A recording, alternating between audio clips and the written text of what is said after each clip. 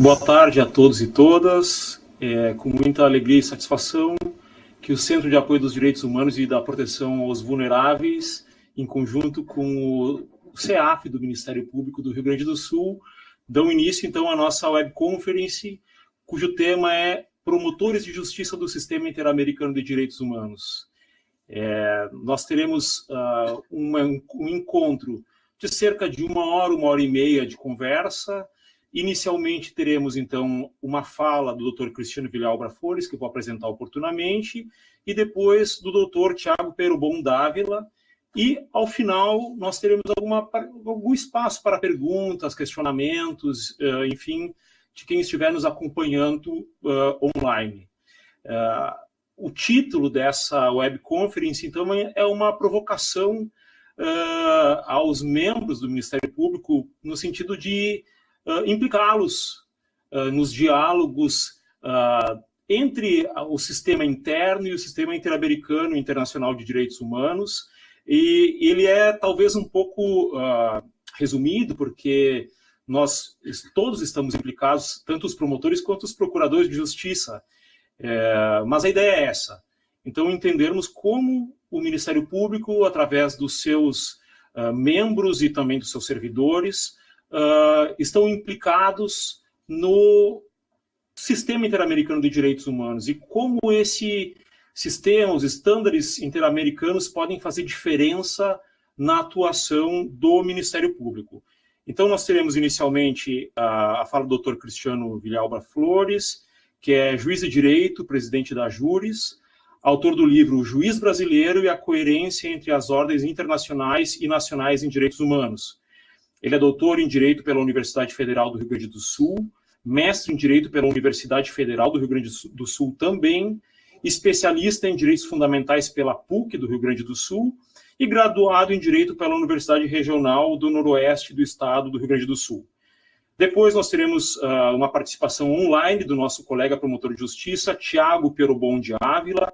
Ele é doutor em Ciências Jurídico-Criminais pela Universidade de Lisboa, com estágio de pesquisa de pós-doutorado em Criminologia pela Universidade Monash, em Melbourne, Austrália, mediante bolsa de estudos de pós-doutorado pela Australian Awards Endeavour Fellowships, mestre pela Universidade de Brasília, especialista em investigação criminal pela École Nationale de la Magistrature da França e bacharel em Direito pelo Centro Universitário de Brasília.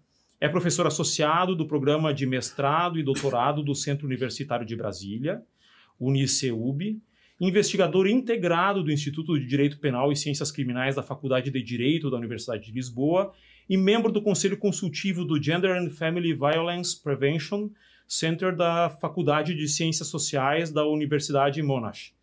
É promotor de justiça do Ministério Público do Distrito Federal e Territórios, titular da 2ª Promotoria de Justiça de Violência Doméstica contra a Mulher de Brasília, tendo servido de 2013 a 2017 como coordenador dos núcleos de direitos humanos do MPDFT.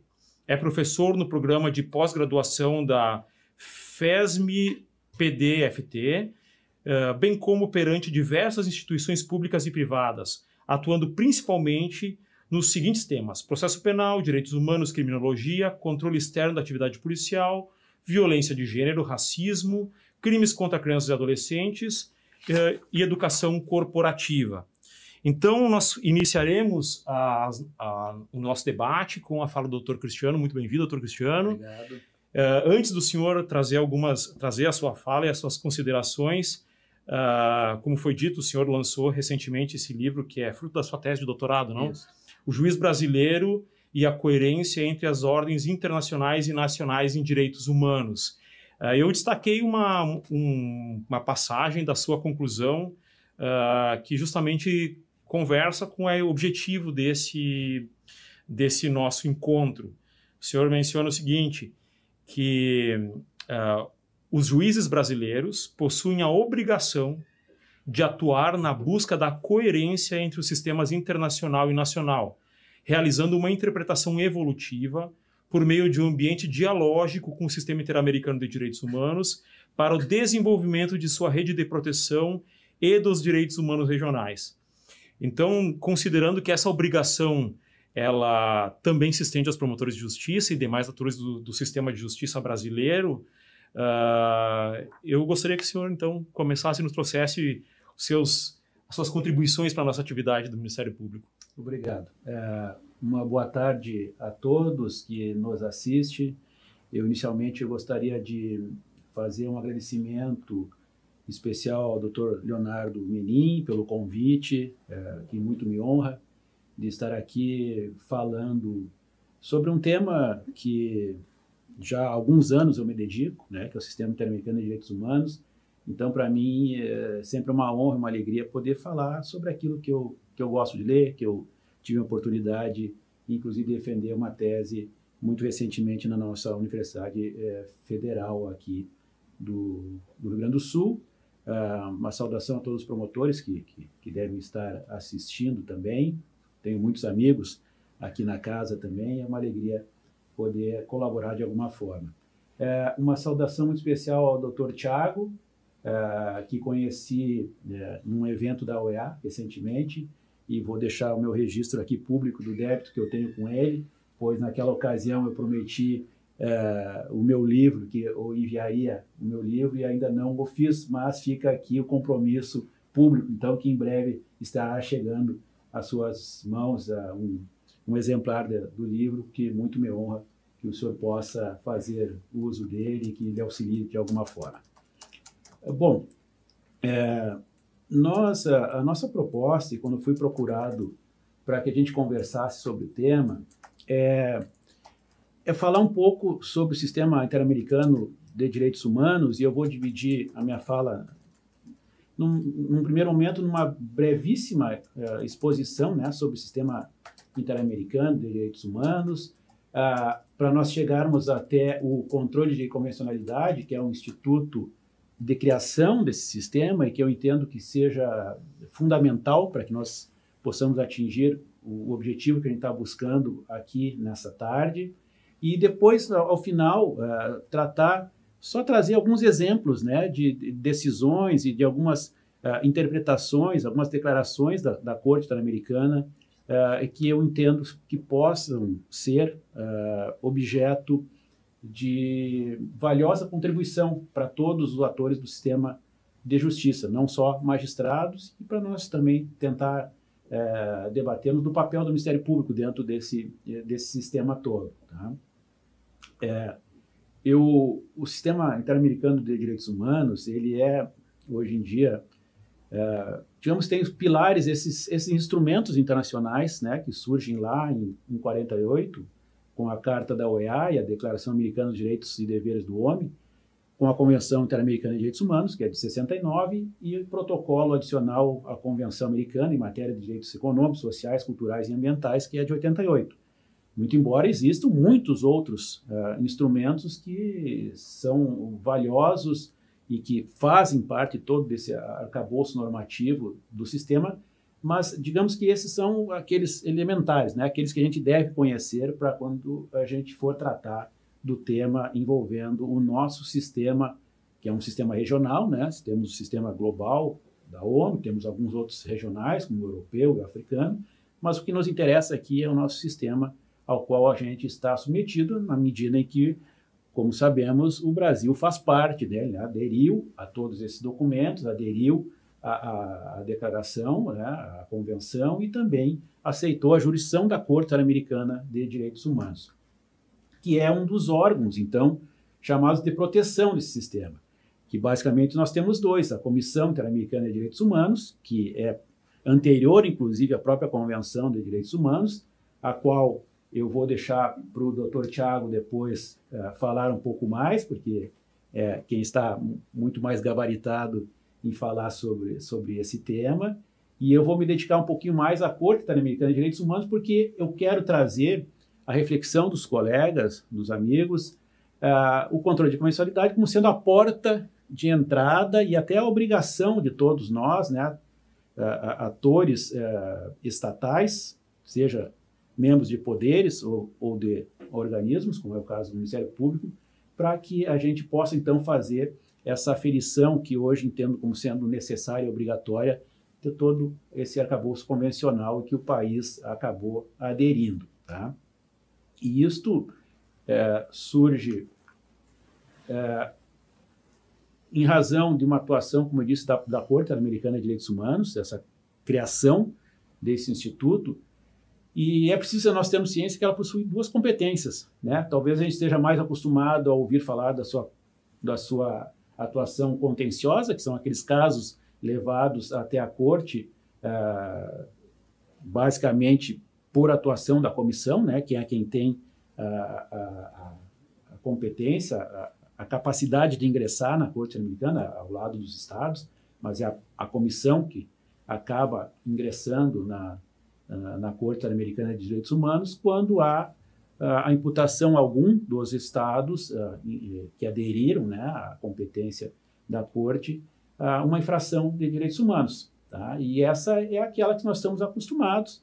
O Brasil já, em várias ocasiões, foi acionado como parte passiva desse sistema, já tem 20 condenações no curso desse período, algumas outras que ainda não findaram, né, que ainda estão sobre a análise da Corte. Portanto, há essa primeira e talvez mais conhecida campo de atuação da Corte, mas também existe uma outra que se chama essa face consultiva da Corte, em que os estados, e aí qualquer estado membro da OEA pode ingressar, mesmo que não tenha aderido à competência da Corte Americana, né, com uma consulta, assim como seus órgãos diretivos também, e inclusive os países podem verificar se a sua legislação interna está de acordo com a convencionalidade, né, essa é uma das formas de fazer essa consulta, ou simplesmente se postular uma interpretação da norma toda convencionada no âmbito desse sistema. E por que eu trago essas duas competências? Porque eu quero demonstrar que esse controle de convencionalidade, além de ele ser, não é que ele seja somente uma obrigação que nos é imposta, mas, acima de tudo, ele é uma ferramenta muito valiosa para a atuação de todos que integram o sistema de justiça. Juízes, promotores, procuradores, todos que estão inseridos. Há uma fonte que a gente deve beber lá, porque, ao final, trarei pequenos exemplos, tão somente, né, dessa possibilidade, para que a gente possa refletir a respeito do que a gente está propondo nesta tarde de hoje. Eu posso fazer uma pequena intervenção? Claro, não sei se a gente pode usar esse formato, claro, porque eventualmente sim. Podem surgir algumas perguntas no chat também. A gente tem que recordar dentro do Ministério Público que existe uma recomendação do Conselho Nacional do Ministério Público. Vai chegar lá? Vou chegar lá. Tá. Então que ela menciona, inclusive, assim como nós tivemos no Poder Judiciário, né, a CNJ foram mais ou menos em períodos parecidos as recomendações, mas eu entendo até que a do Ministério Público ela é até mais ampla. Né? Ela é mais ampla, mais direta e objetiva que o próprio CNJ acabou editando. Uhum. Mas, para não dizer que a gente tirou isso do nada, né, essa construção sobre o controle de convencionalidade, ele surge, vejam, há mais de 2 décadas, de decisões desse juiz, é um juiz mexicano, Sérgio Garcia Ramírez, que então ele desenvolve o que a gente denomina doutrinariamente como o controle de convencionalidade externo. Ele faz um paralelo entre a Corte Internacional com as Cortes Constitucionais, ou seja, na medida que as nossas cortes constitucionais internas aferem a constitucionalidade, né, de tudo que está abaixo dela, a Corte, então, faria essa análise da convencionalidade das normas, inclusive as normas internas dos países, quando ela faz aqueles julgamentos, como a gente viu naquela área jurisdicional dela. Mas o que nos importa aqui, para trazer... e pode ficar à vontade para fazer os questionamentos, tá? Não há problema nenhum. Eu acho que é importante isso. Apenas trouxe isso aqui de uma forma de sistematizar o que a gente quer, até onde a gente quer chegar. Uhum. Essa decisão de 2006 é quando, então, a Corte vem nos dizer que não é só dela o dever de fazer o controle de convencionalidade. Ela também é necessária de ser feito, ele é necessário de ser feito internamente. Ou seja, a necessidade de se realizar um controle interno da convencionalidade. E aí, Nesse momento ainda, veja que a Corte fala nos juízes, direciona as suas decisões ao Poder Judiciário dos estados, que fazem parte deste sistema, né? Deixando muito claro que os poderes judiciários dos países que fazem parte do sistema devem também fazer esse controle, ou seja, todo juiz, a partir desse momento, teria que fazer uma dupla aferição, constitucionalidade, mas também de convencionalidade. Ou seja, não só teria que estar ciente do todo que a nossa normativa constitucional, infraconstitucional nos traz em matéria de direitos humanos, mas também todas as convenções em que o Brasil, por exemplo, puxando para o nosso terreno, tenha internalizado dentro do seu sistema. Mas ela vai além. Ela diz que não só nós temos que ter ciência disso também, mas que nós temos que atentar para as interpretações que a Corte Interamericana diz. Aquelas normas em que ela já interpretou, seja na sua face jurisdicional, seja na face opinativa, tem que ser levado em consideração internamente também, nesse primeiro momento, no Poder Judiciário, mas nós vamos ver que há uma evolução e se chega mais adiante. E veja o quanto é importante esse tema que nós estamos tratando aqui, doutor Leonardo. O CNJ fez uma pesquisa muito recente com os juízes, né? Uhum. E vejam que 7,5% apenas dos juízes dizem que conhecem e aplicam com regularidade as convenções, ou seja, toda a parte normativa de que o Brasil internalizou, né? Que está dentro do nosso sistema, ou seja, é norma a ser conhecida e utilizada. Uhum. E quando fala, então, da jurisprudência da Corte Americana, ainda é pior o cenário, que cai para 3%, pouco mais de 3% dos juízes que conhecem e utilizam as decisões da Corte Americana nas suas decisões internas que referem à matéria de direitos humanos. Vejo que, somando as primeiras 3 linhas, dá quase 80% de referem que não conhecem, ou não estudam, ou nunca utilizaram, ou seja, é um percentual muito maior. Acredito que se o CNMP for fazer uma pesquisa, não vai dar um resultado muito diferente. Sim. Do que a gente constata aqui com relação ao Poder Judiciário.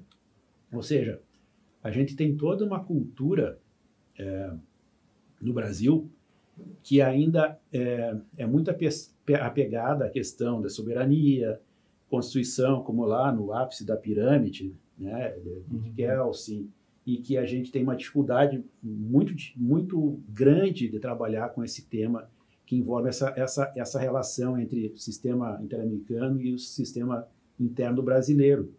E isso eu constato porque eu dou aulas aos juízes que ingressam na carreira pela Escola Nacional, pela IFAM, e quando eu trato o tema, eu vejo a resistência que ainda avançamos muito, porque hoje tem nos editais dos concursos essa matéria e tudo mais, muitos anos atrás não existia, mas ainda há uma resistência muito grande a respeito disso. Não por isso que há de ser valorizado e louvado isso que está sendo trazido aqui para esse debate hoje, que essa é a proposta. No âmbito do Ministério Público tem havido um movimento nacional, e o doutor Tiago vai falar sobre isso, provavelmente, né?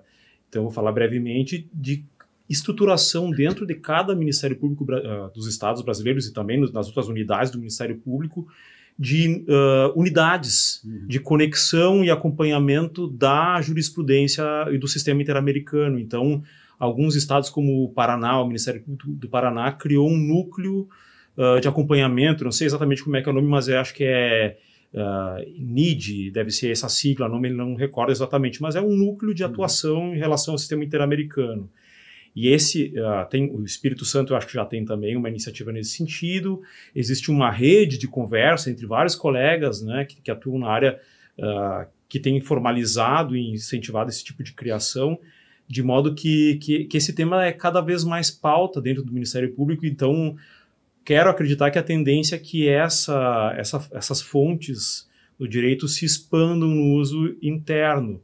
E enfim, é um movimento. E essa webconferência está nesse contexto também, de verificar que outros estados estão se movimentando nesse sentido e a gente entende a nossa obrigação. E um movimento parecido foi feito no Judiciário por iniciativa do CNJ, em que alguns tribunais de justiça também já existem esses núcleos de acompanhamento, né, das decisões da Corte Interamericana, ainda muito tímido também, né, mas já existe. Mas aí vamos falar do Ministério Público então, né, porque até então o que eu trouxe, o que eu mostrei, são decisões da Corte que falam em poder judiciário sempre. Mas eu trago uma recente decisão, que o Brasil inclusive é parte, em que a Corte já muda um pouquinho e abre digamos assim, o rol dos responsáveis pela realização do controle de constitucionalidade, porque agora fala em distintas autoridades estatais. Não fala em poder judiciário mais. Uhum. Ou seja, ele coloca tudo.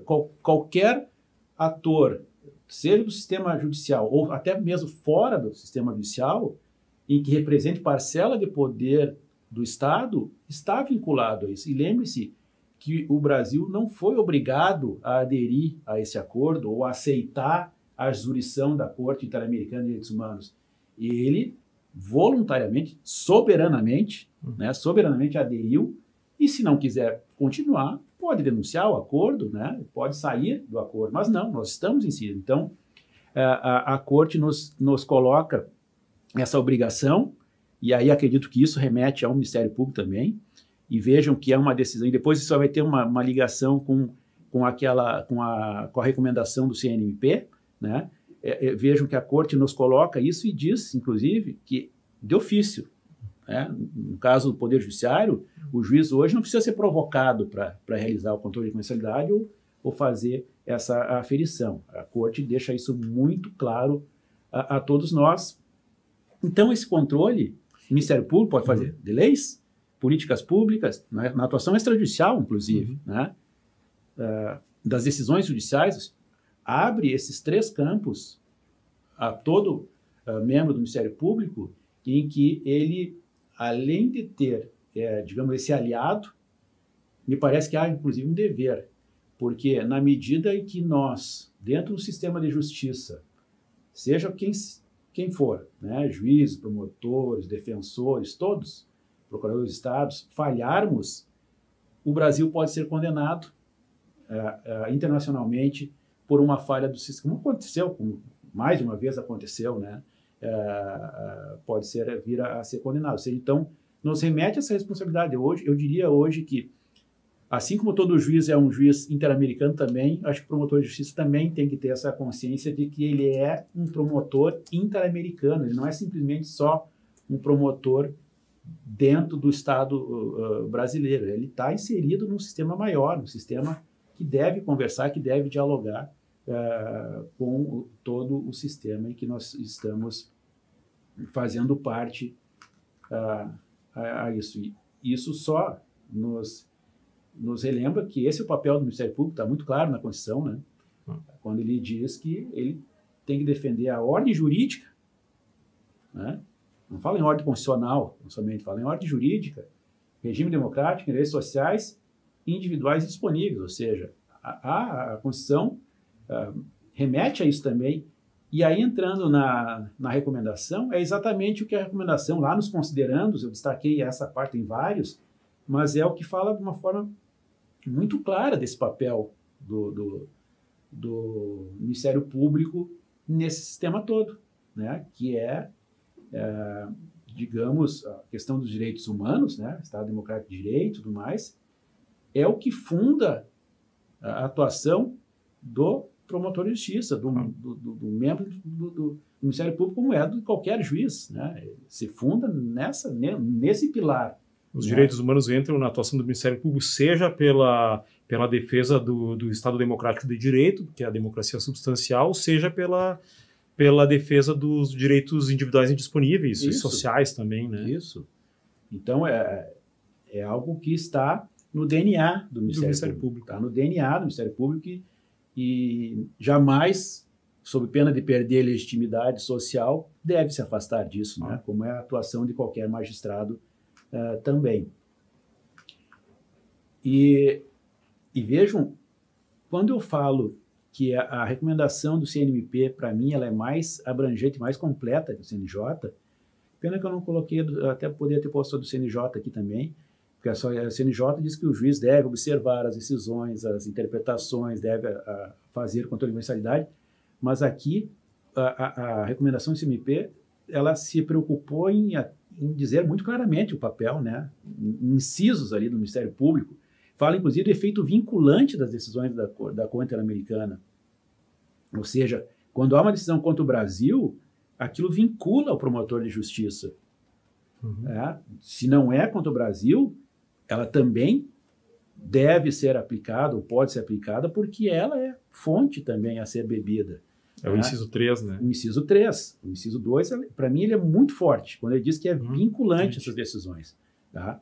E lá no outro artigo também fala no controle de mensalidade e fala em priorização da atuação judicial e extrajudicial.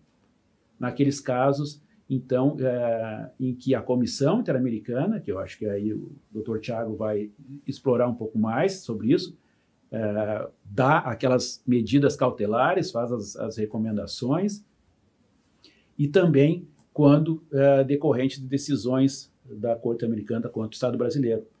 Prioridade, tem que ser dar prioridade a essas iniciativas todas que decorrem do sistema que é externo, né, e que é especializado em matéria de direitos humanos. Ou seja, aqui eu retirei isso numa recente leitura que eu fiz, que fala do Ministério Público em transição, né, de custos et para custo iuris. Então, exatamente isso, abrangendo muito mais do que a gente... eu já me formei há bons anos, né? Então a gente falava em Ministério Público custo legis, mas hoje em dia a gente sabe que é muito maior do que...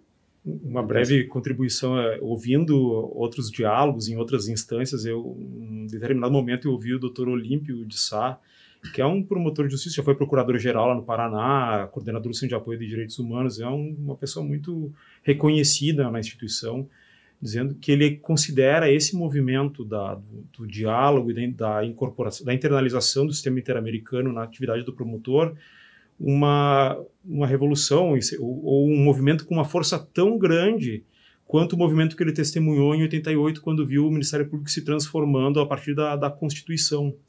Né? Então ele fez essa comparação porque essa é a impressão pessoal de quem viveu esses momentos de transição, né? Que é justamente o que o senhor fala agora. Não, eu acho que é isso mesmo. É um movimento que para mim não tem como retornar, né? A não ser que a gente realmente saia desse sistema todo, e que é uma evolução de todas as instituições, né? Inclusive o Poder Judiciário também está nessa revolução, e a gente está tentando colocar essa cultura também desde a formação dos juízes que hoje ingressam na carreira.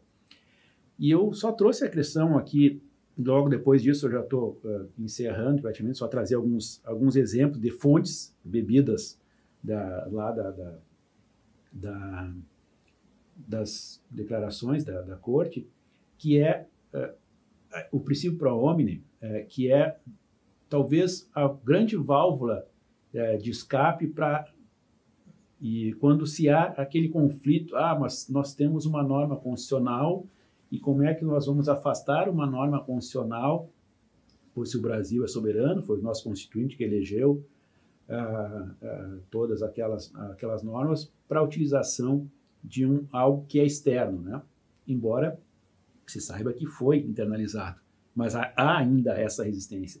E esse princípio, que é uma construção também da Corte, ele simplesmente diz que, dentre todos essas opções que nós temos sempre priorizar aquilo que mais beneficia, ou que menos restrinja direitos ao cidadão que está. Então, na atuação judicial, e também me parece que ao Ministério Público também, tu pode se socorrer desse princípio e fazer o balanço entre essas normas todas, dizer, no caso X, embora a gente tenha uma Constituição que ela é muito pródiga em questão de direitos fundamentais, né? Direitos humanos, ali ela realmente tem muito, mas há casos em que tu pode ter uma utilização de uma norma convencional até e principalmente uma decisão ou de uma interpretação da Corte Americana que é mais favorável ao ser humano, ou menos restritiva de direitos, e que isso realmente nos sirva para as nossas tomadas de decisão. E aí, então, para encerrar, eu trago alguns trechinhos que eu tirei de algumas decisões. Primeiro, uma opinião consultiva, que é bem recente, de 2005, que fala algo que é muito presente para nós aqui, principalmente, né, a questão do meio ambiente, né, o tratamento do meio ambiente hoje e a sua correlação com os direitos humanos. Ou seja, na leitura, é claro que tem que aprender a ler tanto opiniões consultivas como as decisões da Corte, porque elas são um formato que a gente não está acostumado, mas lá nos parágrafos pode ir retirando elementos que vão te auxiliar num processo, numa atuação extrajudicial, num processo judicial, e lá tu ter realmente matérias argumentativas muito importantes nesse sentido. Uma outra também que fala da questão da discriminação, né? E que fala dessa ponderação do que deve constituir esse processo discriminatório, ou seja, como eu disse, são trechinhos de um parágrafo que eu tirei, mas existe todo quase uma atuação doutrinária da Corte ali sobre essas questões todas. Numa outra decisão, veja que olha os conceitos que a Corte desenvolve: direito à alimentação adequada, direito à moradia adequada, direito à participação na vida cultural, né, que é o caso que fala dos quilombolas, e é uma decisão em que o Brasil teve uma condenação, direito à educação, direito à proteção da família. Ou seja, há um material muito rico ali a ser consultado e a ser utilizado. A liberdade de expressão, a mesma coisa, em que a Corte, já em 85, numa opinião consultiva, depois em decisões também, nessa de 2018, fala de duas dimensões, né? O teu direito de se expressar, de manifestar a tua opinião, mas também o direito do outro, ou da comunidade, de saber a tua opinião, de ouvir a tua opinião. Ou seja, trabalha em duas dimensões que a gente não está tão acostumado, né, a ouvir. Ou seja, são pequenos exemplos para a gente não ficar só no mundo teórico aqui, teorizando sobre esses conceitos, de como isso pode nos ser muito útil, em que pese eu entenda que isso hoje seja obrigatório. Eu talvez até já tenha falado demais, mas agradeço a oportunidade de falar, expor e trazer acima de tudo, são reflexões, né? A gente também, a cada conversa que eu tenho com os colegas dessas aulas, a cada encontro também, a gente vai como é natural desse diálogo acadêmico e jurídico, para a gente desenvolvendo essas matérias, tá? Então, agradeço imensamente mais vezes o convite, muito honrado estar aqui, e agora quero ouvir com muita atenção ao colega Thiago, que tem a experiência in loco, digamos assim. Tá? Obrigado. Mas a gente que agradece. Antes de passar a palavra para o Thiago, como a gente conversava antes do início aqui da nossa transmissão, realmente a ideia dessa web conference, ela é realmente como o Thiago apelidou, uma degustação do sistema interamericano, porque se a gente fosse entrar nos estándares, assim, teria tanta coisa para desenvolver, né, que seria interessante. O senhor trouxe ali o caso do Barbosa de Souza e outros, né, só tem aquele aspecto ali de ampliação jurisprudencial, da obrigação de diálogo com as fontes do sistema interamericano em relação aos outros atores do sistema de justiça, inclusive outros detentores do poder na esfera do Estado brasileiro. Mas ali tem uma riqueza tão grande, né? Uma questão de feminicídio, tem condenações importantes, né, do Estado brasileiro nesse sentido. Se eu não me engano, justamente nesse precedente, eu acho que o Thiago vai poder me ajudar também, que tem a questão da imunidade parlamentar, né, que isso foi a partir desse caso que se alterou a legislação brasileira para que não fosse o mais... absoluta. Exato, e agora teve um movimento muito recente de tentar reverter isso, mas que não vingou na esfera política, né, no mês passado, eu acho que foi, né? Então são casos riquíssimos, assim, né, que servem eles não são... É bem o que o senhor fala no seu livro, que eu acho super importante, né? Que não é só um movimento de fora para dentro, mas é um movimento de dentro para fora. É isso. Em que a gente nós não somos assim meros receptores de condenações do sistema interamericano.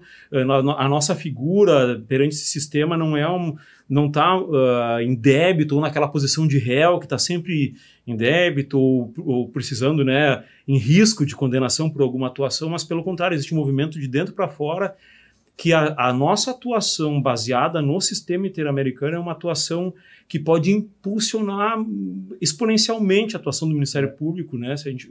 Enfim, da Justiça brasileira, mas do Ministério Público.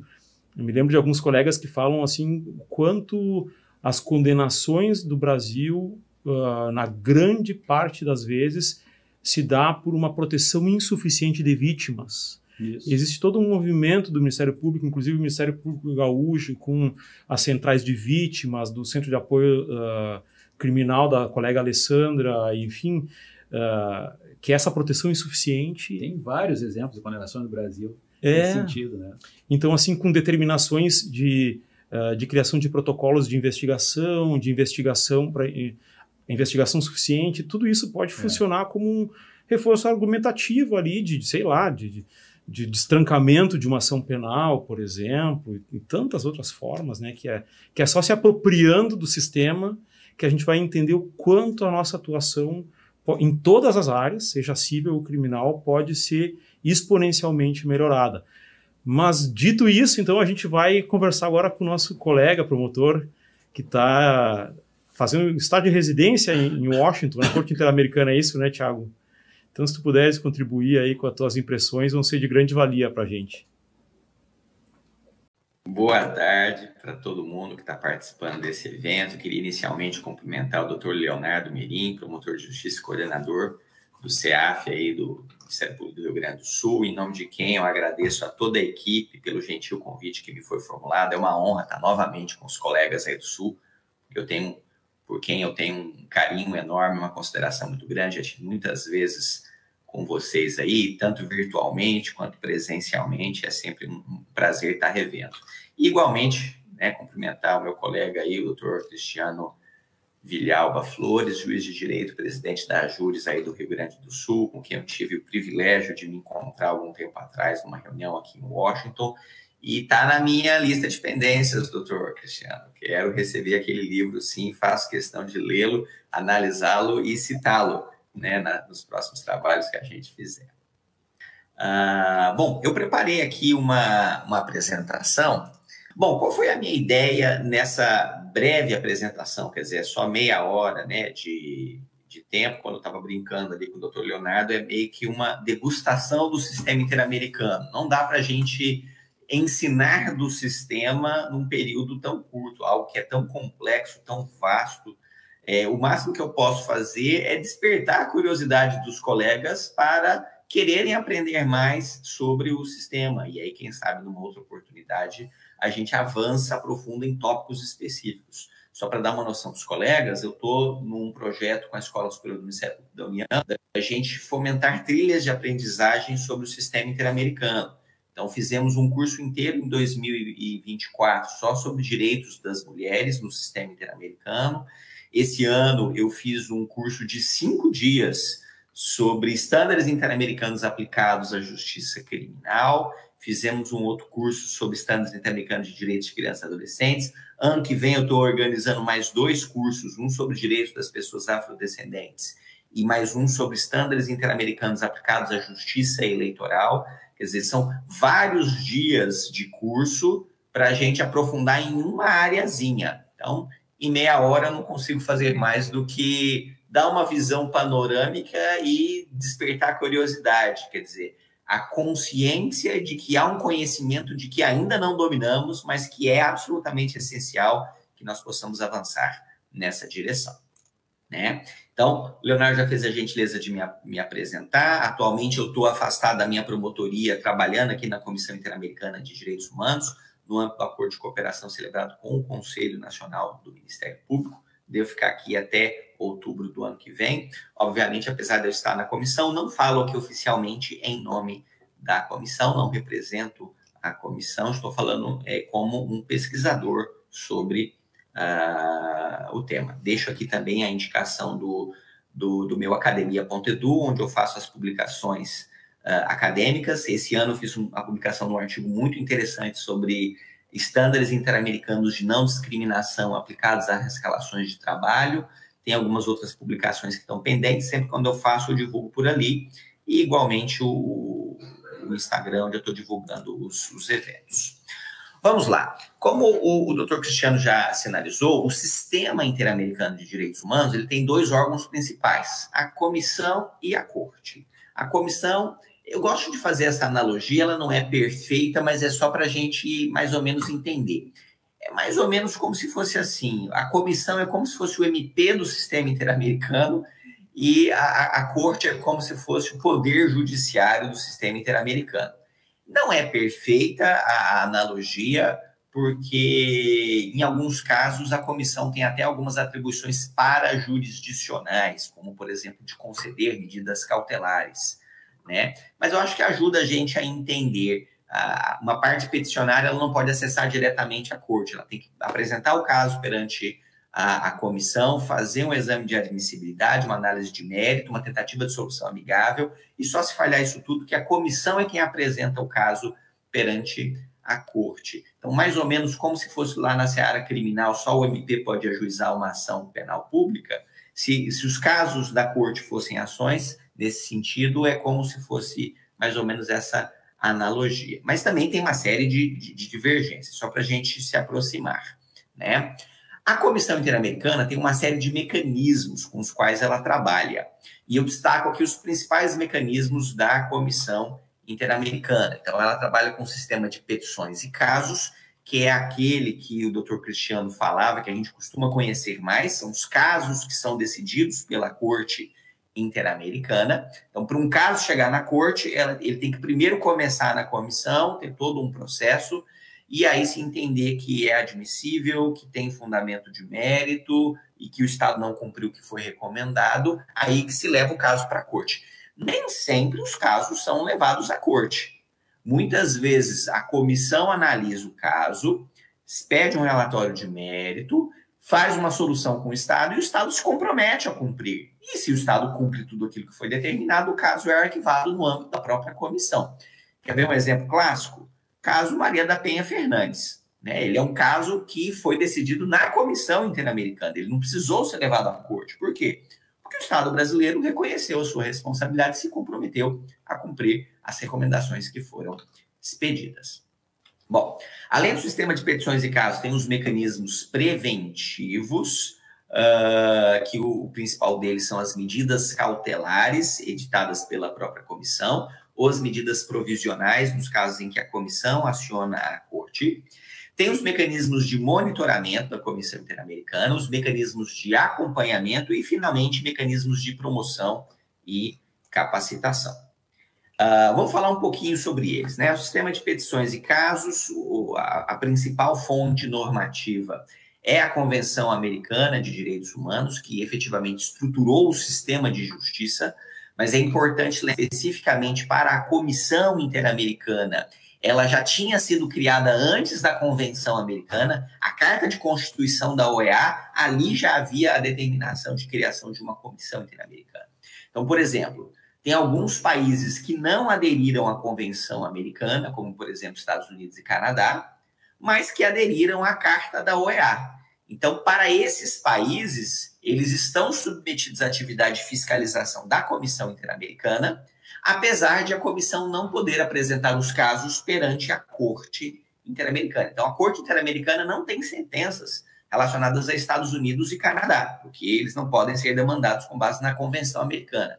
Mas a Comissão Interamericana tem diversos relatórios de mérito que analisa situações de Estados Unidos e Canadá. Obviamente, fica um caráter mais de soft law, como se fosse quase que uma recomendação ali de um especialista dizendo, está tendo uma violação de direitos aqui. Mas tem também uma relevância internacional. Mas isso é interessante, né? Como os casos têm uma repercussão enorme. O caso da Maria da Penha e é um trabalho feito na comissão, né? Como eu estava dizendo, porque em que pese alguns países não têm aderido. Agora, pessoal. Voltou. Tá voltando, Thiago. A gente estava comentando o caso Maria da Penha, como a repercussão de casos específicos são gigantescas, né? A gente tem hoje aqui no MPRS um centro de apoio específico em relação à violência doméstica, e tudo que se desenvolveu no Estado brasileiro nessa política decorre dessa apreciação pela comissão, né?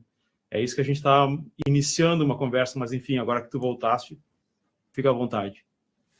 Exatamente, quer dizer, o impacto que o caso Maria da Penha teve no Brasil é gigantesco. Toda uma política pública foi construída, algo que era invisibilizado e não se enxergava, que passou a surgir. Por exemplo, a gente tem 2 sentenças muito importantes da Corte Interamericana relacionadas ao poder de investigação do Ministério Público no contexto de letalidade policial. O caso Favela Nova Brasília e, mais recentemente, o caso Honorato.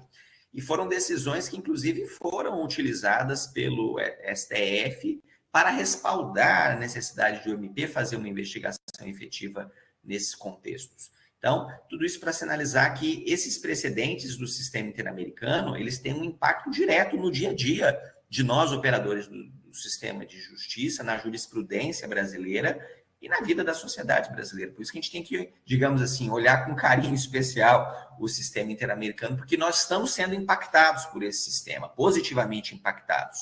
Então, é importante a gente se apropriar desse sistema, participar do sistema. O sistema de petições e casos é aquele que a gente já está acostumado a conhecer, são as sentenças lá da corte, aqui os requisitos, né, para se apresentar uma petição perante o sistema, concorrência, caracterização da violação de direitos, esgotamento dos recursos internos, um prazo final previsto lá no regulamento da corte e a duplicação e a coisa julgada, ou seja, a ideia de que eu tenho uma decisão diferente no sistema interamericano que não se vincula ao regramento de coisa julgada no regime nacional. Inclusive, em algumas dessas últimas decisões, a corte determinou que o Brasil reformulasse o seu sistema jurídico para entender que as determinações da Corte Interamericana devem ser aplicadas mesmo em situação de coisa julgada no âmbito nacional, ou seja, haveria uma hipótese de uma espécie de rescisão da coisa julgada a partir de uma determinação da Corte Interamericana, né? Quando a comissão tramita o caso, no final ela propõe uma solução amistosa, como disse no caso Maria da Penha Fernandes, que se houver o comprometimento do Estado em cumprir e uma fase de segmento, de fiscalização, de cumprimento de cada uma das recomendações, se o Estado cumprir todas as recomendações, o caso é arquivado na própria comissão. Mas a gente também tem um outro sistema que a gente conhece pouco no Brasil, que é o sistema das medidas cautelares. Então, olha que interessante, a Comissão Interamericana, não só a Corte, a Comissão, tem o poder de deferir uma medida cautelar sempre que estiver em uma situação de danos irreparáveis, em casos graves e urgentes, né? Então, é uma função de proteção, prevenção para algo que é grave e iminente. Os requisitos são esses 3: a gravidade da lesão, a urgência, ou seja, não dá para esperar, e um dano irreparável. Normalmente, os temas que têm sido abordados pela comissão na temática de medidas cautelares são ameaças contra a vida e a integridade pessoal, ameaças contra comunidades, especialmente comunidades indígenas, as comunidades quilombolas, elas são interpretadas no sistema como comunidades tribais e, portanto, eu estico todas as regras que eu tenho para comunidades indígenas também para essas comunidades ancestrais afrodescendentes. As ameaças imediatas à saúde, à execução de ordens judiciais ou administrativas, quando elas sejam ali iminentes, ou situações relacionadas ao sistema penitenciário, também é muito comum, má condução de penitenciárias, etc. Então, olha só fazendo aqui já uma primeira reflexão.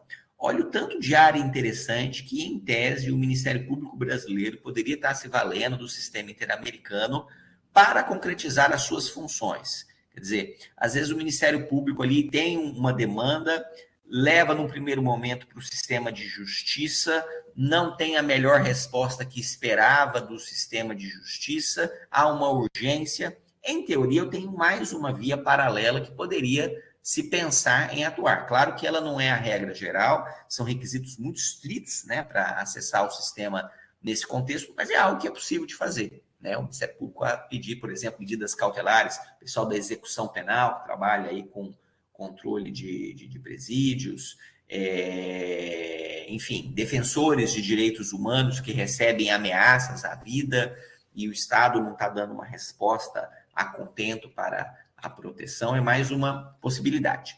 Temos ainda um mecanismo de monitoramento de direitos humanos. Posso, rapidinho?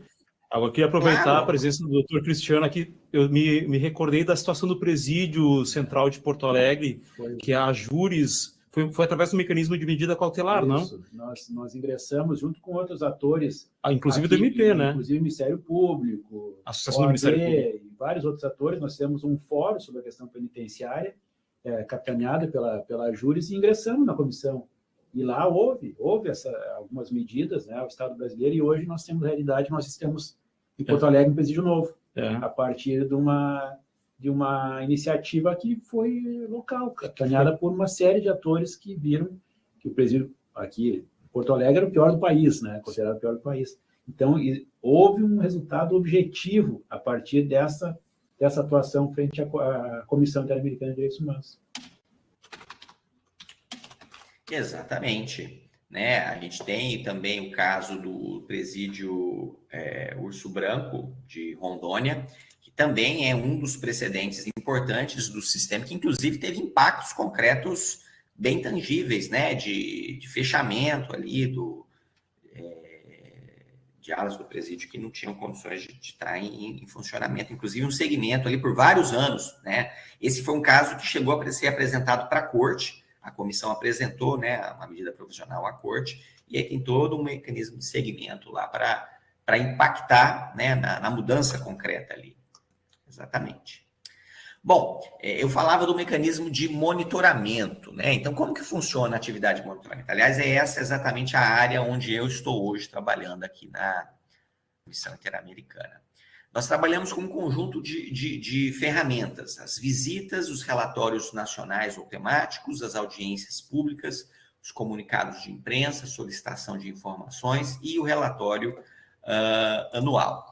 Então, para fazer esse trabalho todo, a Comissão Interamericana ela é subdividida em relatorias temáticas, em que os temas são distribuídos pelos diversos comissionados da Comissão Interamericana e eles analisam em profundidade os temas específicos.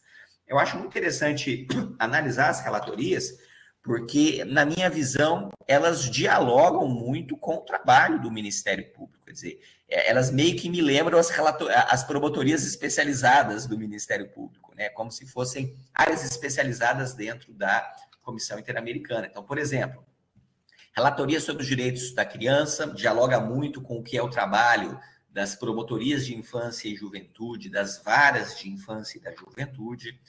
Relatoria sobre os direitos das mulheres, né, dialoga muito com as promotorias de violência doméstica, mas não apenas, né, com toda a parte de feminicídio não íntimo, que pode estar indo para o tribunal do júri, com a parte de políticas públicas de promoção dos direitos das mulheres, aquilo que normalmente os núcleos de gênero ou CEAF dos direitos das mulheres têm feito em muitos ministérios públicos, o que é mais ou menos o que eu sei que a Ivana faz aí no MP do Rio Grande do Sul, junto com tantas outras colegas brilhantes, né? A relatoria sobre defensores de direitos humanos e operadores do sistema de justiça, olha que interessante, né? Para o sistema interamericano, todos nós, operadores de justiça, somos defensores de direitos humanos. Nós somos defensores. Por quê?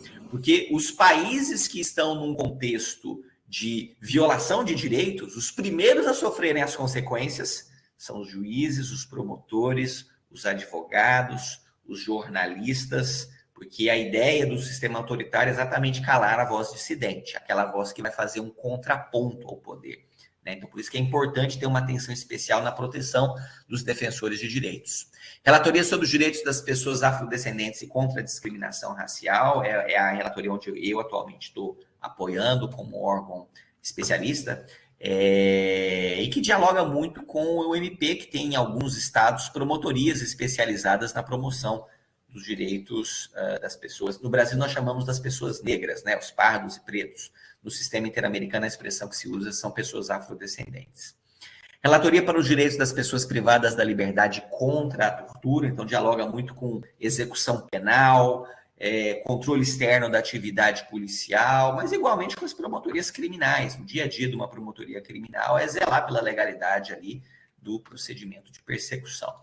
Relatoria sobre os direitos das pessoas em situação de mobilidade humana. Então, a gente tem no Brasil um problema sério, né, relacionado à imigração em massa de pessoas da Venezuela em razão da crise humanitária, de pessoas do Paraguai, da Bolívia, e também a gente começar a pensar na migração interna, que às vezes a gente esquece. A migração interna também é um problema humanitário, né? Recentemente, aí no Rio Grande do Sul, teve o fenômeno das enchentes, e aí os colegas, infelizmente, viram na prática o drama humano que é você ter uma massa de pessoas que, de uma hora para outra, tem que sair das suas casas e você tem que arranjar um lugar. E todo o conjunto de violações de direitos que vem.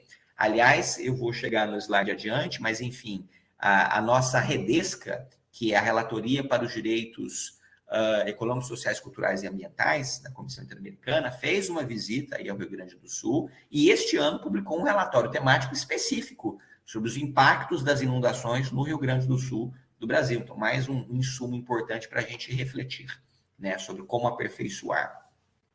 Relatoria sobre Memória, Verdade e Justiça. Já tivemos uma Comissão Nacional de Memória, Verdade da Verdade no Brasil. Hoje se discute uma nova comissão na temática de direitos indígenas no Brasil, para discutir os impactos específicos de violações de direitos dos indígenas durante o período de exceção democrática no Brasil. Relatoria sobre os direitos das pessoas LGBTI, relatoria sobre os direitos dos povos indígenas e tribais, essa é a mais antiga da comissão, né, uma das mais clássicas. Relatoria sobre os direitos dos idosos, aí eu só faço o meu paralelo, né, com as promotorias dos idosos. Relatoria sobre os direitos das pessoas com deficiência, e aí eu faço o mesmo paralelo com as promotorias especializadas. Quer dizer, vejamos como o trabalho do MP, ao se especializar na tutela de direitos fundamentais, tem um diálogo muito próximo com aquilo que é a especialização da Comissão Interamericana. Então, a primeira observação que eu faço aqui é: cada uma das áreas especializadas do MP precisa se apropriar dos estándares interamericanos que já existem, estão muito bem desenvolvidos em cada uma dessas áreas, porque esses estándares têm tudo a ver com o nosso trabalho, é o dia a dia do Ministério Público, é o dia a dia do Poder Judiciário, né? E isso ajuda muito a gente, porque eles trazem argumentos importantes para fortalecer a nossa atuação. E aí, só para fechar, além dessas 11 relatorias temáticas da Comissão Interamericana, eu tenho 2 relatorias especiais que são integradas por pessoas de fora dos 7 comissionados. Então, os 7 comissionados se dividem nos 11 temas e eu tramo 2 pessoas que vão ser relatores especiais. Um deles sobre direitos econômicos, sociais, culturais e ambientais, aquilo que eu acabei de mencionar. Então, temas de direito ambiental, direito trabalhista, tudo isso vai para essa relatoria. E a outra sobre liberdade de expressão, talvez um tema que a gente precise pensar aí no MP em se especializar também, porque é uma área de especialização muito forte no sistema interamericano. Então, cada uma dessas relatorias vai atuar nas diversas áreas de monitoramento de direitos humanos. Então, por exemplo, a comissão vai fazer visitas em loco para um país, visita para promover um determinado tema, ou visitas acadêmicas quando é só uma atividade de formação. A última visita ao Brasil foi feita no ano de 2021. Naquela oportunidade, a gente publicou esse relatório aqui. Aliás, desculpa, a visita foi em 2019, o relatório foi publicado em 2021. Esse amarelinho aqui no canto direito. E ele é muito interessante, porque ele vai fazer um raio-x da situação dos direitos humanos no Brasil, nas diversas áreas: direitos das mulheres, direitos das crianças, direitos afrodescendentes, direitos dos idosos, indígenas, violência policial, problemas de segurança pública no Brasil, problemas ambientais no Brasil. E esse relatório ele vai trazer recomendações concretas do que a gente precisaria estar avançando, né, para promover a concretização desses direitos. E aí eu cito aqui também esse aqui à esquerda, que é o recente relatório desse ano agora, da Redesca, sobre o impacto das enchentes no Rio Grande do Sul, analisando especificamente o que levou à ocorrência dessas enchentes, o que deveria o Estado ter se preparado para a ocorrência de emergências climáticas e os impactos humanitários, quais foram os impactos diferenciados para as mulheres, para as crianças, para os afrodescendentes, em razão desses desastres. Tudo isso é material que a gente pode estar usando no nosso dia a dia. Só para dar mais um exemplo, a Relatoria dos Direitos das Mulheres. Eu coloco aqui 12 relatórios temáticos que essa relatoria tem, aprofundando temas específicos. Mulheres privadas de liberdade, impactos do crime organizado para as mulheres, violência e discriminação contra as mulheres, mulheres jornalistas e a liberdade de expressão, mulheres indígenas, acesso à informação para as mulheres no âmbito da administração da justiça, educação e saúde para evitar violência sexual contra as mulheres, acesso à informação em matéria reprodutiva, participação política para as mulheres, educação e trabalho e renda para as mulheres, saúde materna para as mulheres, acesso à justiça. Isso aqui, gente, é uma fonte riquíssima de informação que, como eu disse, minha função hoje é só despertar curiosidade. É a gente saber que tem algo que a gente não sabe, para a gente poder adiante e aprofundar nesses temas todos, né? Bom, a comissão também trabalha com audiências públicas, então 3 vezes por ano a comissão faz um período de sessões em que várias audiências públicas são feitas ao longo de uma semana, normalmente são 2 de manhã e 2 da noite, ao longo de segunda a sexta, então vocês imaginam aí, 20 audiências públicas em uma semana. A comissão vai se aprofundar em temas mais diversos sobre todos os países das Américas e 3 vezes por ano ela está repetindo esse exercício de dialogar com a sociedade e dialogar com estados. As audiências são importantes porque elas trazem uma visibilidade internacional nesses temas das audiências. Então, a sociedade civil gosta muito porque é como se fosse chamar o Estado para ter que prestar contas perante um órgão internacional. Olha, o que você está fazendo nessa temática? Né? Dou aqui exemplos de algumas audiências públicas envolvendo o Brasil recentemente. Então, esse ano tivemos 3 sobre o Brasil, Memória, Verdade e Justiça, Liberdade Religiosa e das religiões de matriz afro-brasileira, Direitos das Pessoas Privadas de Liberdade com Deficiência Psicossocial. Ano passado tivemos 2, uma relacionada a violações de direitos nas operações policiais, outra relacionada a atividades empresariais e violações de direitos. Aliás, nessa de atividades empresariais até se discutiu, foram 4 cases do Brasil. Um deles foi o caso aí da Boate Kiss do Rio Grande do Sul, como que uma atividade empresarial, quando não tem as cautelas necessárias, se torna uma tragédia de direitos humanos. Mas também analisamos outros casos, o da Braskem, em Maceió, o de Mariana, e aquele do Ninho do Urubu, no Rio de Janeiro. Mas, enfim, como que atividades empresariais têm em direitos humanos. Os comunicados de imprensa, pode parecer que é pouco, gente, mas isso aqui é como se fosse uma recomendação da Comissão Interamericana. É como se fosse ela analisando um problema que está acontecendo nesse momento e recomendando ao Estado que, olha, relembro a você que os estándares interamericanos falam que nessas situações você tem que fazer X, Y, Z. Recomendo que você faça o que os estándares determinam. Então, cito aqui para vocês 3 comunicados de imprensa publicados esse ano sobre o Brasil. Eu, aliás, tive oportunidade de trabalhar em 2 deles. O último, mais recente, agora do mês passado, foi esse em que a Comissão Interamericana condenou mortes violentas por agentes de segurança pública no Brasil. Infelizmente, a gente sabe que o tema da violência policial ele é latente no Brasil. Então, há todo um conjunto de estándares interamericanos sobre o que deveria estar sendo feito nesse tema. E é importante isso.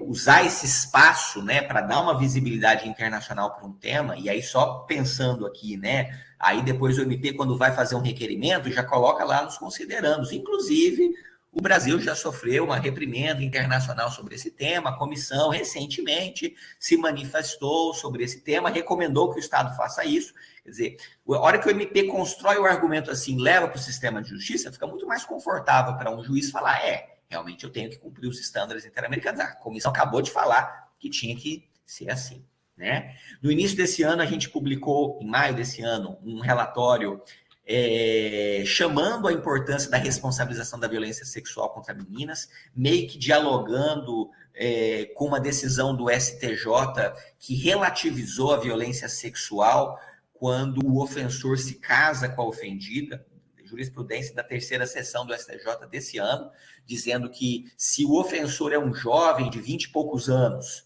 mantém a relação sexual com a menina de 12, 13 anos e logo na sequência começa a viver mora e uxore com ela, dava para a gente dispensar, desculpar ali a violência, especialmente se a família concordou com um namoro. Mas isso não tem fundamento nenhum nos precedentes internacionais. E essa é uma bandeira muito forte do Ministério Público, né? Da gente não relativizar a violência sexual contra crianças e adolescentes. Não tem consentimento para formar família de uma menina de 12, 13 anos. Aliás, pelo contrário, menina de 12, 13 anos não podia nunca estar casando. É casamento infantil. Tem tratados internacionais igualmente proibindo. É violação de direitos, né? Então, foi a Comissão Interamericana relembrando os estándares e falando, olha, chamo vocês a terem atenção nesse tema. No início desse ano teve uma visita da Relatoria Especial para a Liberdade de Expressão ao Brasil e a gente está ansiosamente aguardando, né, o relatório dessa visita que vai ter impactos importantes aí. Bom, a comissão, quando recebe notícias de violações de direitos, seja da sociedade, seja pelo seu conhecimento próprio de monitoramento, pode solicitar informações ao Estado. Isso é importante porque é como se fosse uma sinalização para o Estado. Olha, estamos de olho nesse tema, o que vocês estão fazendo aí? Muitas vezes isso induz, né, uma movimentação das políticas públicas. Temos o relatório anual, então todo ano é publicado um relatório pela Comissão Interamericana analisando a situação dos direitos humanos nas Américas. Esse relatório ele não apenas é uma prestação de contas sobre o que a Comissão Interamericana fez, quais casos foram tramitados, mas especialmente no capítulo 4 do informe anual, ele faz um panorama da situação dos direitos humanos. Isso é muito importante. Deu aqui os meus 30 minutos. Deixa eu caminhar para a minha conclusão. Esse relatório ele é muito importante porque ele faz, é como se fosse um repositório da evolução dos direitos humanos. Então, tem lá um capítulo para o Brasil e todo ano a Comissão Interamericana vai avaliar. Olha, ano passado eu sinalizei que tinha esse problema no Brasil. O Brasil fez isso e fez isso, mas eu continuo recebendo notícia da sociedade civil de que falta fazer XYZ. Os dados que o próprio Estado publicou indicam que persiste um problema. Recomendo que vocês façam isso, isso e isso para avançar. Então, quer dizer, o MP está antenado em ver esses relatórios, em acompanhar isso, e não só o 4, mas o 5, porque o capítulo 5 é o relatório de segmento das recomendações, das visitas de país. Então, por exemplo, nós temos o relatório País Brasil de 2021 e a comissão está monitorando se aquilo que foi recomendado foi ou não foi cumprido. E todo ano tem a publicação ali de um capítulo de segmento do cumprimento das recomendações pelo Brasil. Isso é importantíssimo para o Ministério Público. Aliás, como o Leonardo mencionou no início, a gente tem tentado fomentar que todos os MPs estaduais criem os seus núcleos de fiscalização, de segmento, de monitoramento das recomendações do sistema interamericano. Por quê? Porque há um cabedal enorme de recomendações que muitas vezes estão dialogando com temas que o MP está lá na ponta trabalhando, uma ação civil pública em curso, etc. E a gente precisa conectar o nosso trabalho para que ele seja visto como cumprimento de uma recomendação de um organismo internacional. E depois prestar contas. Vocês recomendaram isso, nós fizemos isso, isso e isso para assegurar o cumprimento dessas recomendações. Há um fortalecimento recíproco. Fortaleço o sistema e, igualmente, fortaleço o trabalho dos órgãos do sistema de justiça. E os mecanismos de monitoramento? Hoje, no Brasil, a gente não tem nenhuma mesa especial, nenhum mecanismo especial de segmento e as ações de promoção e capacitação, de cooperação técnica, etc.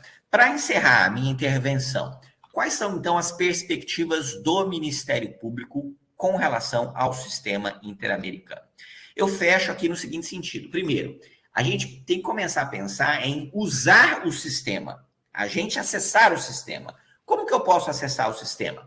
Apresentando casos perante o sistema, como o doutor mencionou aí, tem um exemplo de uma medida cautelar, né, que órgãos do sistema de justiça e suas associações apresentaram perante o sistema e deu um resultado positivo.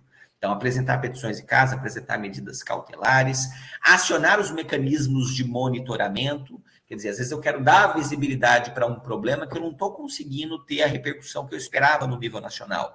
Eu tenho mais uma ferramenta, que é dar uma visibilidade internacional para esse problema. O que talvez nós precisamos amadurecer, Leonardo, é qual seria a atribuição, né? Quem é o órgão do MP que vai ter legitimidade? Qualquer promotor que pode acionar o sistema? Vai ser só o procurador-geral? O procurador-geral vai delegar para esse núcleo especializado?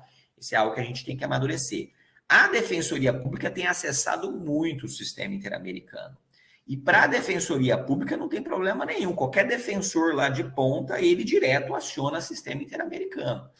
Então, a gente talvez tenha que avaliar se a gente vai dar uma legitimação tão ampla ou se a gente vai exigir algum nível de especialização. Para o sistema interamericano, isso não é problema. Se o promotor de justiça da comarcazinha do interior apresentar um caso no sistema, a comissão vai receber e a comissão vai processar. Por quê? Porque para o sistema interamericano não há nenhuma restrição. Qualquer cidadão pode apresentar um caso perante o sistema. Qualquer pessoa pode. Então, promotor é pessoa? Então ele pode também. Mas aí, em razão do exercício da função, utilizando informações de que tomou conhecimento do exercício da função, talvez a gente tenha que avaliar. Bom, mas esse é um caminho. O outro caminho é cooperar com o sistema. Como que a gente pode cooperar com o sistema? Então, primeiro aqui, o segmento de recomendações, como eu mencionava. A gente precisa avançar nessa temática de conhecer quais são as recomendações que já existem, e o MP, como é fiscal da ordem jurídica, tem a obrigação de estar extrajudicialmente fiscalizando o que está sendo cumprido ou não e prestando contas.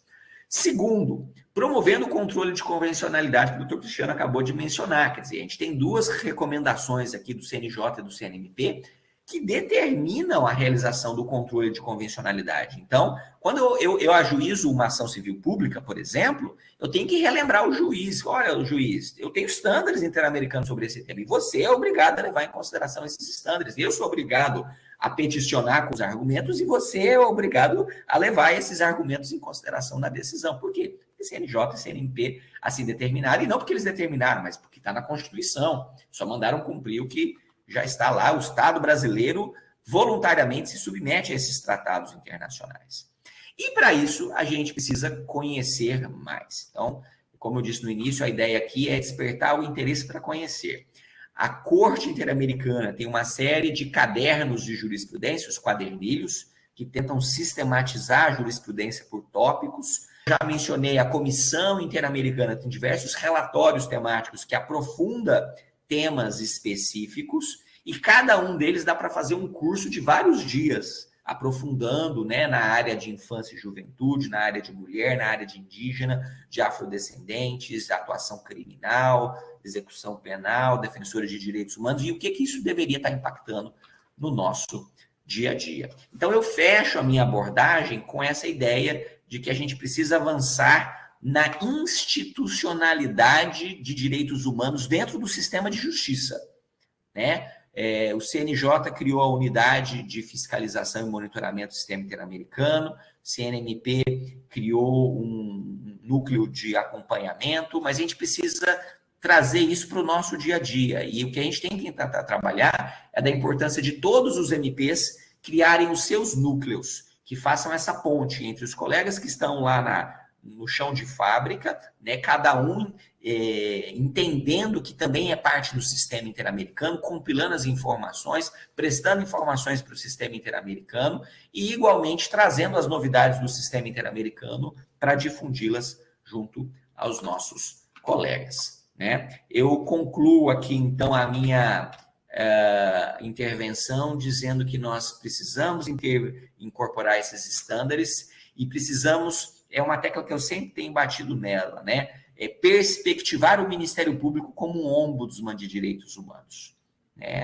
Nós temos a nossa atuação criminal clássica, mas nós nunca perdemos essa função de fiscal da ordem jurídica e fiscal dos direitos fundamentais. E todo promotor de justiça tem a obrigação de ser um ombudsman. E o ombudsman é mais ou menos isso que eu acabei de falar que a Comissão Interamericana faz. É alguém que está dialogando com a sociedade, está recebendo demandas, está expedindo recomendações, está monitorando como é que o Estado está cumprindo cada uma das políticas públicas, está fazendo representações, está dialogando com a sociedade e dialogando com os poderes constituídos nessa ideia constante de diminuirmos o hiato entre o projeto constitucional de direitos humanos para todas as pessoas e a nossa realidade, quem sabe que infelizmente ainda não aderiu plenamente a esse projeto constitucional. Então, fecho a minha intervenção agradecendo novamente a oportunidade, dizendo, precisamos conhecer mais sobre o sistema interamericano. Muito obrigado. Obrigado, Thiago, pelas suas contribuições, foram valiosíssimas aí. O que era para ser uma simples degustação, na verdade, foi um pouquinho mais amplo, assim, acho que foi bastante profundo e esclareceu muito, especialmente, né, nos mecanismos da comissão, acho que é bastante importante, né? A gente se apropriar, por exemplo, das relatorias, isso foi muito, muito interessante. Muito obrigado, Thiago. E ouvindo, né, a fala de vocês, eu fiquei pensando também no objetivo desse nosso seminário, que muitas vezes para os colegas do Ministério Público, acredito que para os juízes possa parecer da mesma forma, nós temos os colegas assoberbados de trabalho, com muitas demandas, e o enfrentamento, digamos assim, do sistema interamericano possa parecer quase uma ameaça de mais um trabalho, de mais uma obrigação, de como dar conta de todas as nossas tarefas e mais desse conhecimento tão complexo, de um sistema aparentemente tão complexo. E eu acho que o objetivo é justamente o contrário, né? A gente porque, na verdade, é uma realidade, né? O diálogo com o sistema interamericano é uma realidade inescapável, tanto pelas recomendações dos conselhos nacionais, como da própria estruturação do sistema jurídico atualmente, né? Mas talvez apresentar esse sistema como uma possibilidade de ampliação e de maior efetividade da atuação. Então, esses mecanismos que tu nos traz, Thiago, de esse desafio de institucionalização do sistema interamericano internamente, seja no Poder Judiciário, seja no Ministério Público, como uma ferramenta de ampliação das possibilidades de trabalho,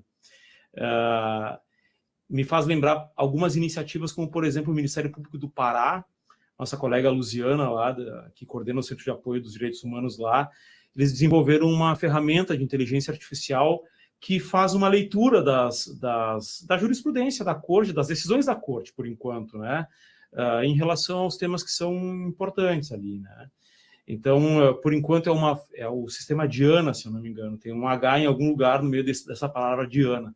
Por enquanto, ele é um sistema aberto, mas, assim, eu sei que os colegas do Pará estão aperfeiçoando esse sistema, e a ideia é fazer termos de cooperação com outros ministérios públicos, com outras entidades do sistema de justiça, para instrumentalizar essa consulta.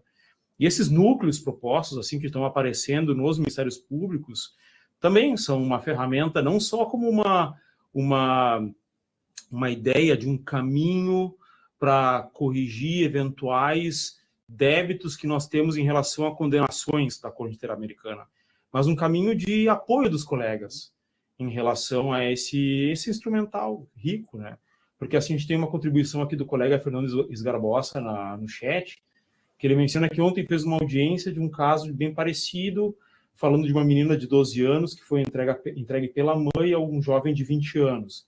25 anos depois, saiu de casa e denunciou que foi morar com o companheiro contra a vontade, quando ainda era uma criança, sem sequer ter a primeira menstruação, e a tese da defesa tinha sido que o costume era esse na região.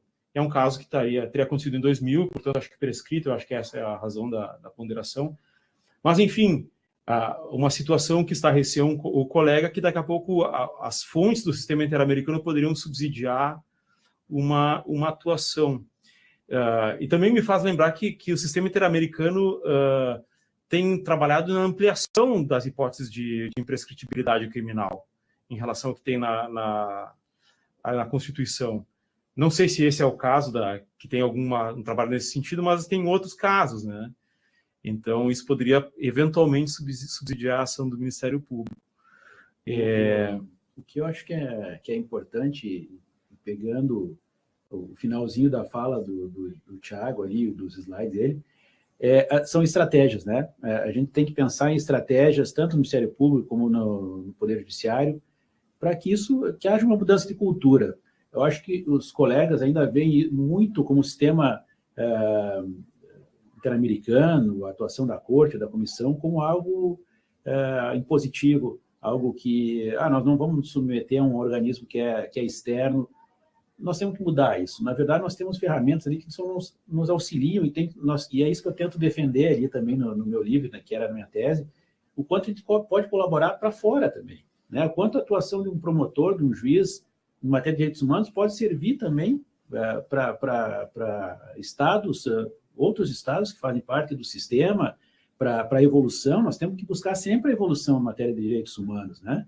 E nós temos esse rico sistema, muito bem falado pelo Thiago, as questões, todos desses relatórios, aqueles caderninhos da Corte Americana, tu encontra de todos os temas, encontra com relação a países também, os temas mais recorrentes nos países, ou seja, é um sistema riquíssimo. E eu acho que o Ministério Público até tem que é isso mesmo que falou, nessa avalanche de processos e atribuições que nós temos, parece que parar para pensar algo ainda além do que aquilo que a gente está acostumado seja complicado, mas nós temos que entender que no Ministério Público acho que tem uma vantagem porque vocês têm um centro de apoio, né? Eu acho que o centro de apoio é um espaço privilegiado para que essa cultura seja implementada. Nós não temos algo parecido no Poder Judiciário, né? O juiz tem a sua assessoria particular, se norteia muito por uma questão jurisprudencial. Eu acho que a IA agora é uma ferramenta riquíssima, né? Essa iniciativa que mencionaste aí é maravilhosa. Eu acho que ela pode nos auxiliar muito nesse processo, mas nós temos que ter a vontade, né? E também temos que ter essas estratégias bem delimitadas para que a gente possa realmente evoluir em algo que acho que não há como fugir, não há como fugir disso. Nas conversas que nós temos informalmente dos colegas, né, que pensam nesses núcleos dentro do Ministério Público, tem uma ideia que é quase consensual ali, que seria necessário uma designação específica para essa atividade, não uma sobrecarga dessa atribuição para algum órgão já existente, porque para dar uma efetividade realmente específica, né? Mas, enfim, existem... o Centro de Apoio, por exemplo, está sempre à disposição para esse tipo de questionamento, de auxílio nessa perspectiva, né? Então, eu não sei, a gente tem essa possibilidade. Não sei se o Thiago queria fazer mais alguma colocação. Eu acho que o caminho é esse mesmo, né? A gente pensar em institucionalizar para fomentar uma cultura. E é uma mudança cultural mesmo, é uma mudança que tem que começar lá de base. Hoje a gente tem o desafio de incluir o sistema interamericano nas faculdades de direito. Porque o que eu vejo aqui é que o pessoal dos outros países, especialmente México, Colômbia, Argentina, eles eles chegam aqui no sistema interamericano dominando o sistema. Por quê? Porque eles estudam a fundo lá. Nas faculdades de direito você tem disciplinas sobre o sistema interamericano. Então, quando alguém vai fazer concurso para juiz, para promotor, esses temas são cobrados deles, cobrados a fundo, né? E eu acho que a gente tem que avançar nesse tema. Eu ainda não sinto que os nossos concursos de admissão de promotores e juízes têm cobrado com a devida profundidade esse tema. Não tem cobrado porque a gente tem pouca doutrina sobre o tema. A gente não ensina sobre o tema. E aí fica um ciclo vicioso, né? A gente não conhece e reproduz esse desconhecimento. A gente precisa romper esse ciclo e um caminho importante, penso eu, sejam essas estratégias de sensibilização, de difusão de uma nova cultura de conhecimento. Precisamos ter mais cursos aprofundados sobre o sistema interamericano. O que eu tenho tentado fazer é cursos por áreas temáticas, porque aí eu faço uma sensibilização com os colegas da infância e da juventude, levo todos eles e apresento os estándares só sobre temática de infância e juventude. Faço um outro evento lá sobre violência contra a mulher, chamo o pessoal das promotorias especializadas, por quê? Porque eu já tenho um público específico. E é um conhecimento que ele sai dali na sexta para na segunda de manhã já estar aplicando na promotoria, na vara, no juízo. Então, acho que é esse o desafio que a gente tem, é fomentar a difusão de um conhecimento que faça sentido para os nossos colegas. Maravilha. Acho que nós, dado o tempo, né, previsto, que nós tínhamos para terminar às 4h30, conseguimos cumprir a nossa missão. Eu acho que com bastante riqueza e também nosso objetivo de apresentar um panorama o mais amplo possível dentro das limitações de tempo desse sistema e das possibilidades de atuação do Ministério Público em relação a isso. Então, encerramos aqui, agradecemos a participação do Dr. Cristiano, Dr. Tiago, muito importantes aqui para a nossa formação dos membros e servidores do Ministério Público, todas as pessoas que nos acompanharam também virtualmente, seja nos canais do CEAF, seja na transmissão pelo YouTube, e eu acredito que essa webconference vai ficar disponível nas trilhas educacionais do CEAF, então vai poder ser consultada e fonte de consulta, enfim, de trabalho pelos membros e servidores do Ministério Público em outros momentos. Então, agradecemos a presença de todos e boa tarde, até a próxima. Um abraço para todo mundo. Tchau, tchau.